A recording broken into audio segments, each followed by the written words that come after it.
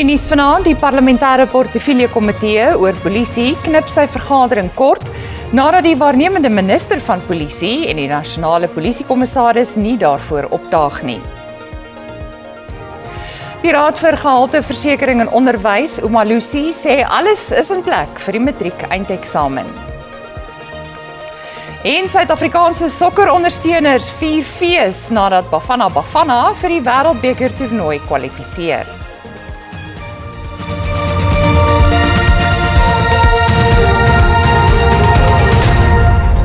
Goeienaand en baie welkom by die Afrikaanse nuus. Die parlementêre portefeulje komitee oor polisie het 'n vergadering met senior beamptes van die Suid-Afrikaanse Polisiediens kort geknip. Dit nadat die waarnemende minister van polisie, professor Firoz Kachalia, en die nasionale polisiekommissaris, generaal Fanny Masemola, nie daarvoor opgedaag het nie. Die ouditeur-generaal, as ook die polisievakbonde SAPO en Popcrew, was egter gereed om insette te lewer. Die komiteelede sê hulle het genoeg gehad van die polisiediens se minagting van sy werksaamhede. Portefeulje komiteelede sê hy moet 'n ferm standpunt teen die bestuur van die SAPD inneem, veral na wat tans in die strafregstelsel gebeur. One thing that this committee agrees on, that we're not going to be accused of not doing our job. And we were accused of that several times over the last few weeks, and a significant misinterpretation, misperception about us was created about what happened on the 5th of March. So that will not happen again in the future. I will not sit here and be disregarded as a committee. Cameron het bygevoeg dat daar talle kwessies is wat senior polisielede aan die parlement moet verslag gee, waarna komiteelede met hom saamgestem het. The South African Police Service and Parliament must read the room of what's going on in the country. We have a commission of inquiry going on into what's going on in the rot in the justice system. Chair, we are accused of not doing our job, including by members of SAPS. They go to commissions and say, as a portfolio committee, we are not doing our job. The National Commissioner is not here. The Minister is not here. But then it's us who are not doing our job. For some reason, it keeps going through my head that we might at some stage have to start subpoenaing people to come to this committee. How can people who should be here treat this committee with such contempt and Parliament with such contempt? Die komitee het besluit om die vergadering te verdaag. Die ouditeur-generaal, wat hulle op hoogte moes bring van die jaarlikse verslag van die SAPD, sou dit nie kon doen sonder die teenwoordigheid van die minister en nasionale polisiekommissaris nie, aangesien hulle rekenskap moet gee oor die toestand van die finansies. Die adjunkminister het namens die SAPD om verskoning gevra. It's unfortunate that today we are gathered here with the challenges that are there, cabinet sitting and the minister having to attend that and not being able to come to this meeting, not because there is a disregard of this meeting. Matale sê die nasionale polisiekommissaris Masemola kon weens siekte nie die vergadering bywoon nie. Hy het egter toegegee dat die departement sy vergaderings met die komitee beter moet skeduleer en die komitee moet prioritiseer.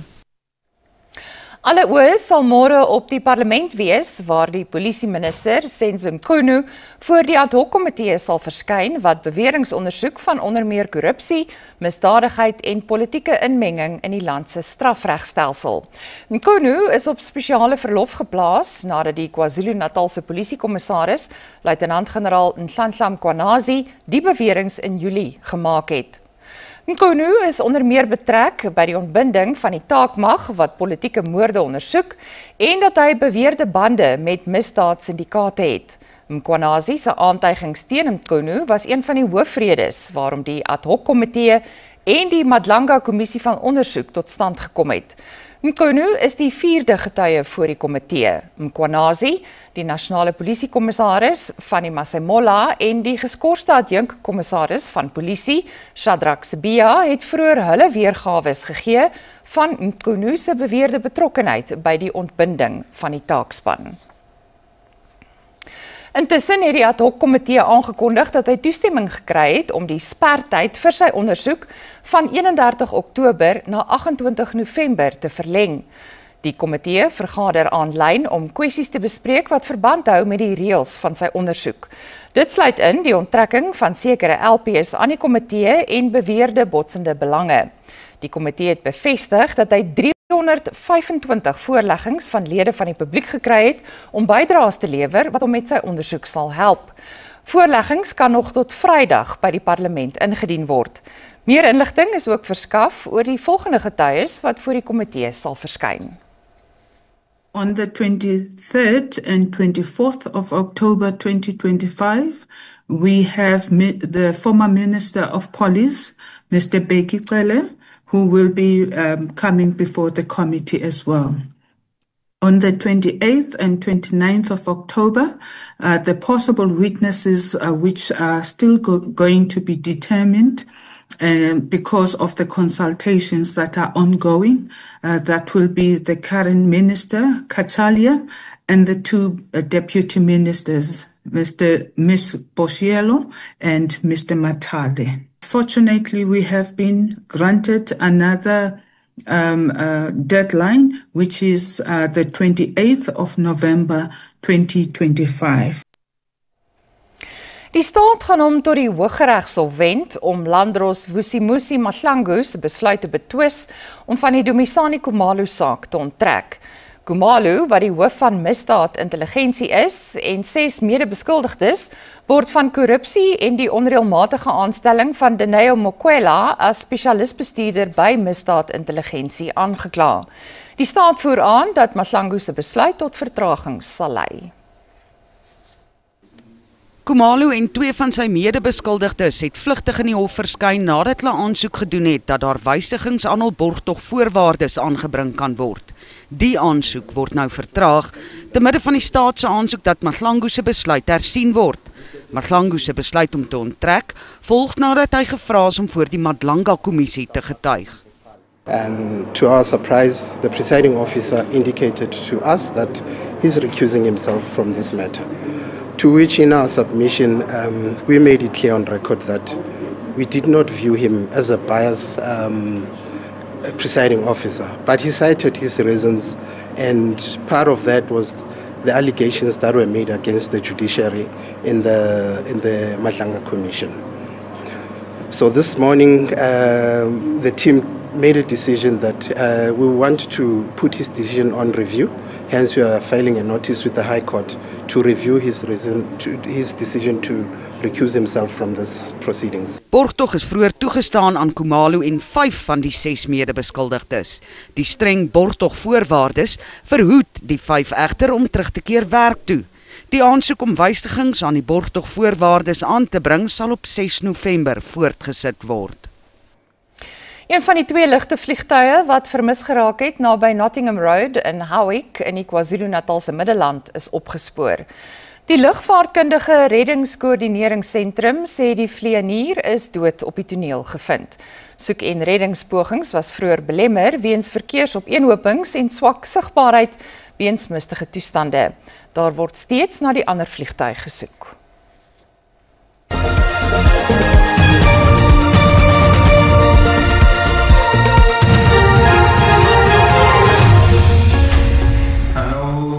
Het Madagaskar as lidland geskort na 'n staatsgreep. Die weermag in Madagaskar het vroeër aangekondig dat hulle beheer oor die land geneem het. Dit volg nadat die Nasionale Raad president Andry Rajoelina in 'n staat van beskuldiging geplaas het, nadat hy vroeër die week uit die land gevlug het. Rajoelina het geweier om te bedank, ondanks betogings deur Gen Z wat sedert einde September woed. Die militêre magte het in solidariteit hiermee teen die president gedraai. Die jeugbetogings was aanvanklik oor water- en kragtekorte en het gelei tot landwyse betogings teen korrupsie, swak regering en 'n gebrek aan basiese dienste.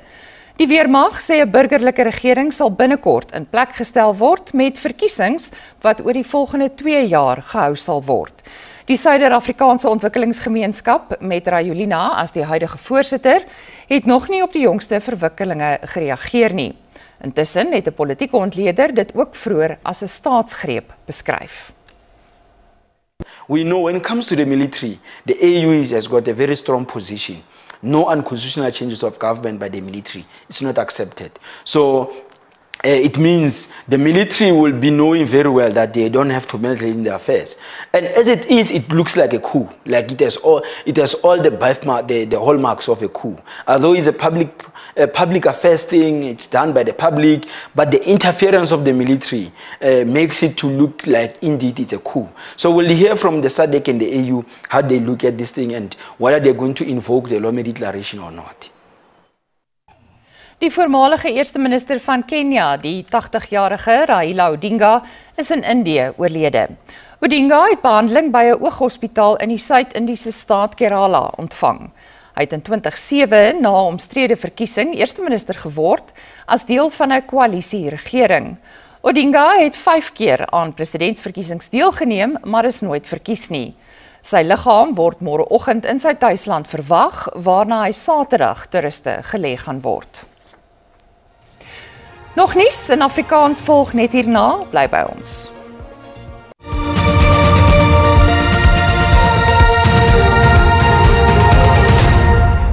Ons gaan voort. Die Raad vir Gehalteversekering en Onderwys, Umalusi, sê sowat 800 000 matrikulante het vir vanjaar se eindeksamen geregistreer. Die eksamen begin volgende week en Umalusi glo alles sal vlot verloop. Die raad het by 'n media-konferensie gesê hoewel daar sekere uitdagings is, bedreig dit nie die integriteit van die eksamen nie. Die raad sê sowat 767 000 matrieks is deur die Departement van Basiese Onderwys geregistreer en meer as 17 000 deur die onafhanklike eksamenraad. Hy het gewaarsku dat geen onreëlmatighede geduld sal word nie.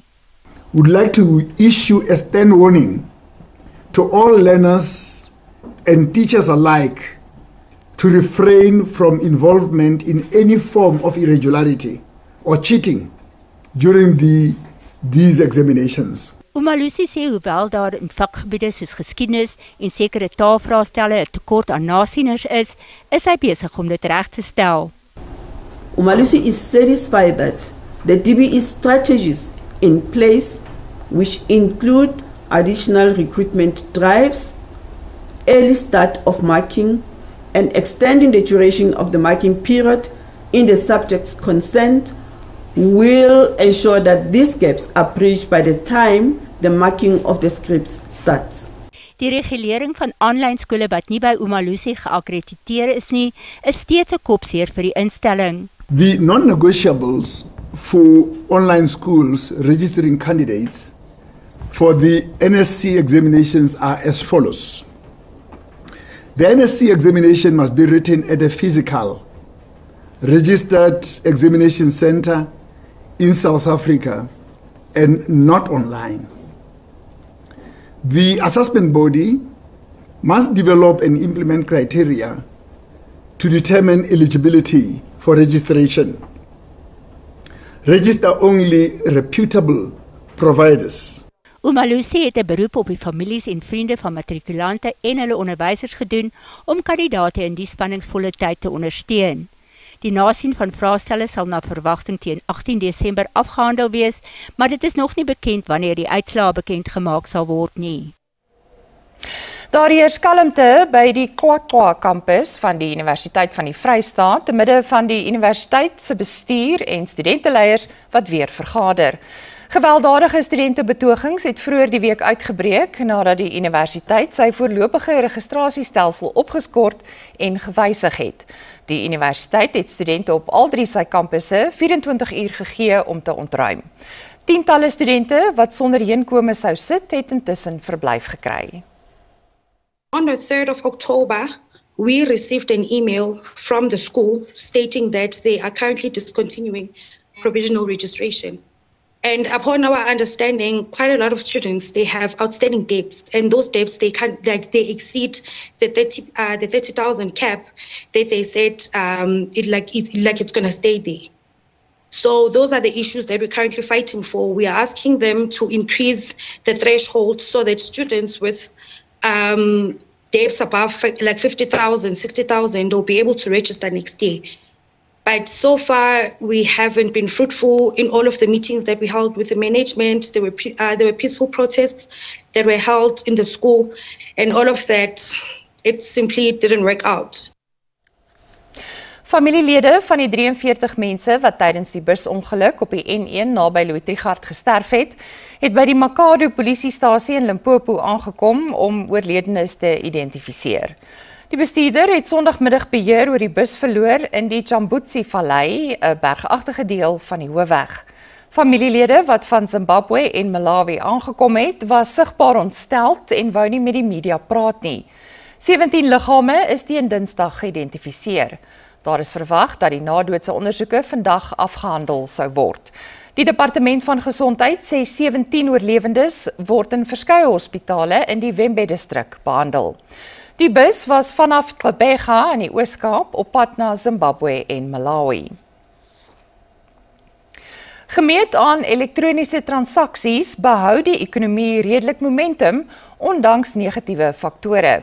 Die Pay Inc. ekonomiese indeks wat elektroniese handel pyl het verlede maand 102,3 bereik wat 0,2% hoër is as in Augustus. Die indeks het in September vir die 5de agtereenvolgende maand gestyg.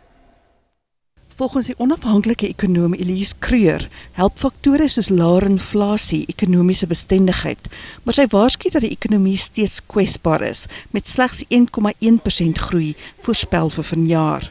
Redelike lae inflasie, effens 'n laer rentekoerse, reële stygings in salarisse en lone, al daardie faktore in kombinasie met ander faktore soos byvoorbeeld die feit dat ons die oliepryse redelik laag sien, dra by om tog 'n basisvraag in die ekonomie te ondersteun. Die uitwerking van Amerikaanse invoertariewe lê grootliks nog voor en vererger onsekerheid in die wêreldekonomie. Suid-Afrika word besonder swaar getref met 'n 30% heffing. Die oneffektiwiteit van ons hawens, van ons treine wat moet beweeg, en daai gedeelte sien ons steeds druk op die ekonomie, maar ook weliswaar politieke en beleidsonsekerheid en lae vertrouensvlakke is faktore wat die ekonomie terughou.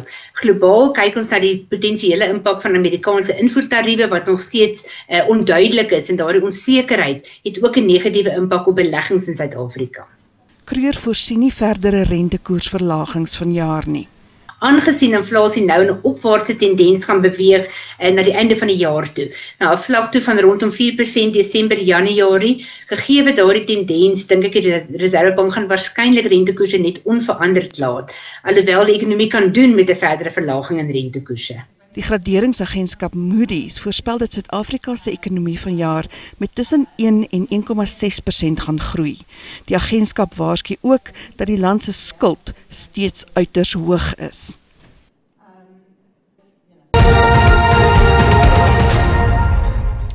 En nou vir die markaanwysers soos om 8:00 vanaand.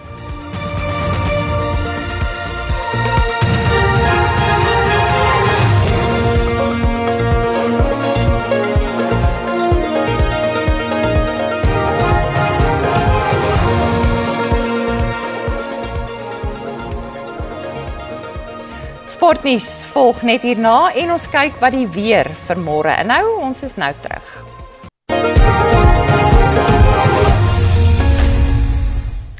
Wat die Suid-Afrikaanse Sokkervereniging betref, behoort die administratiewe fout wat byna die nasionale manspan sy plek in volgende jaar se Wêreldbeker toernooi gekos het, nou tot die verlede.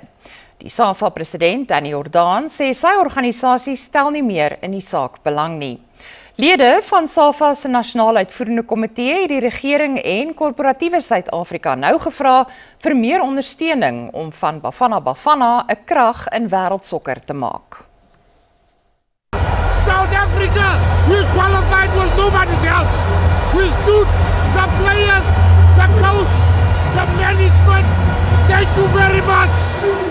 Suid-Afrika vier fees nadat die Bafana vir die eerste keer sedert 2002 vir die toernooi gekwalifiseer het. In 2010 het Suid-Afrika as gasheerland outomaties aan die skouspel deelgeneem. Die prestasie beteken dat die administratiewe fout en daarop volgende punte wat afgetrek is na Tebogo Mokoena verkeerdelik in Maart in 'n kwalifiserende kragmeting teen Lesotho in aksie was, nou iets van die verlede is. We are going to the World Cup, so the matter is close. We are not interested in the matter. We are going to the World Cup, we've qualified, and that's where we go. We are not going to dwell on what is behind us is behind us. What is in front of us is a World Cup, is the African Cup of Nations. SAFA soek egter meer befondsing om van Suid-Afrika, soos met rugby en cricket, 'n gedigte internasionale teenstander te maak. If government spends more money on South African football, like all the white businesses spend money on rugby and cricket, we can be a powerhouse, not only in Africa, but in the world at large. We have the players, we have the talent, we have the administrators.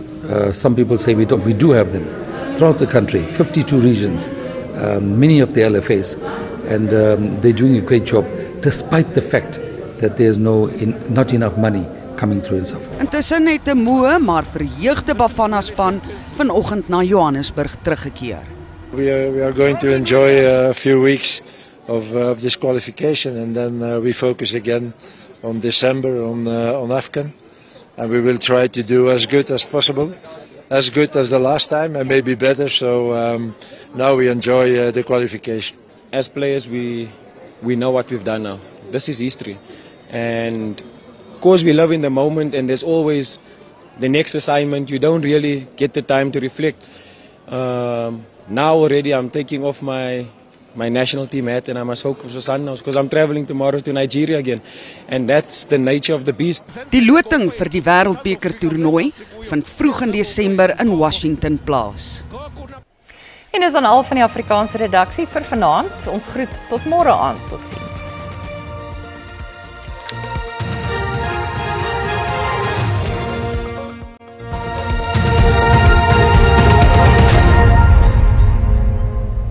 Goeienaand en hartlik welkom. Kom ons kyk wat die weer vir ons inhou. Wat vandag aanbetref, wolklose toestande kom voor in die sentrale dele van die land, asook in die Noord-Kaap. Bewolkte toestande kom voor in noordoostelike dele, strek tot in die Oos-Kaap, asook in dele van die Wes-Kaap. Enkel tot verspreide buie kom ook voor in Limpopo, strek tot in Mpumalanga, asook in KwaZulu-Natal. Kom ons kyk na môre, lig tot matige wind kom voor langs die kus, asook in die binneland, en verspreide buie kom voor in Limpopo, strek tot in Mpumalanga. Dit 60% kans vir en kan ook verwag word in dele van die KwaZulu-Natal, asook in die Oos-Kaap. Sterk wind kom voor aan die Weskus. As ons kyk na die weerwake wat uitgereik is vir vandag, is hewige donderbuie en dit kom grootliks voor in Limpopo asook in Mpumalanga en dit gaan gepaard met sterk buie en swaar wind. As ons kyk na môre, hewige donderbuie kom voor Limpopo en Mpumalanga, so wees asseblief versigtig. Toestand is ook gunstig vir die ontstaan van veldbrande en dit kom voor in die Oos-Vrystaat asook in Limpopo. Hoë duinings kom ook voor langs die Weskus. So wees asseblief versigtig want dit kan navigasieprobleme veroorsaak. As ons kyk na môre, ons maksimum en minimum temperature, 'n warme dag kom voor in Gauteng, temperatuur in die lae 30's kan verwag word. Pretoria het 'n minimum van 15 met 'n max van 33. Limpopo enkele buie kan verwag word, anders is warm. Bella se minimum daar is 22 met 'n max van 33. In Mpumalanga verspreide buie kom voor in hierdie provinsie. Dit is ook warm. Standaard het 'n minimum van 13 met 'n max van 30. Die kook styg tot 33 grade in Skukuza. Dan beweeg ons kus langs na KwaZulu-Natal. Enkele buie kan ook verwag word in die provinsie. Anders is koel. Pietermaritzburg se minimum is 12 met 'n max van 28. Durban en Potchefstroom se maksimum is 22 grade. In die Oos-Kaap gedeeltelik bewolkte toestande met enkele buie wat verwag kan word. Verspreide buie kom ook voor langs die kus. Dit is koel in hierdie provinsie. Willowmore se minimum is 5 met 'n maksimum van 14. Dan in Wes-Kaap gedeeltelik bewolkte toestande asook koel tot warm. Beaufort se minimum is 8 met 'n max van 19. Vredendal se maksimum is 29. In die Noord-Kaap 'n warme dag kom voor. Appington het 'n maksimum van 30 en Kuruman se maksimum is 31. Terug na die binneland en die Vrystaat, 'n warme dag kan ook verwag word. Temperatuur in die lae 30's kan verwag word. Dan laastens Noordwes, 'n warme dag kom voor. Ook temperatuur in die lae 30's eerder. Rustenburg se minimum daar is 17 met 'n max van 34. Is in al van ons hier by die weersentrum. Geniet die aand.